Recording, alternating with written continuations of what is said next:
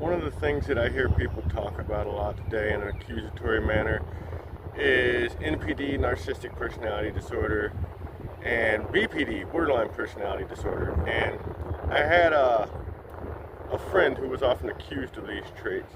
So I started to research them, see what they were. My mother would accuse my father of narcissism as well. And eventually I started to research them to see what they were. And when I do that, I already had a background through, 12-step programs and things in Jungian psychology relative to Carl Gustav Jung.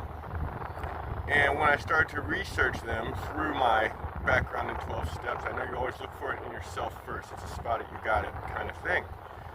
And as I researched them, I realized that NPD and BPD were both sliding scales, and I was definitely somewhere on the spectrum.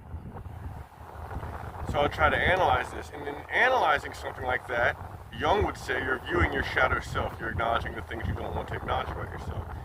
And I think I try really hard to be self-aware and acknowledge my shadow self more and more lately. But what I've noticed more than anything, which is maybe not surprising, is that other people don't want to do that. So by you acknowledging your shadow self, it threatens to expose theirs.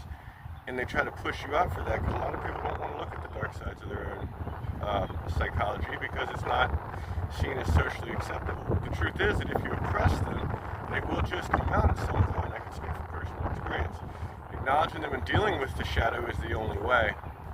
And that's what I'd like to encourage everyone to do. Although it might isolate you for a while, acknowledge your shadow self, acknowledge your darkness.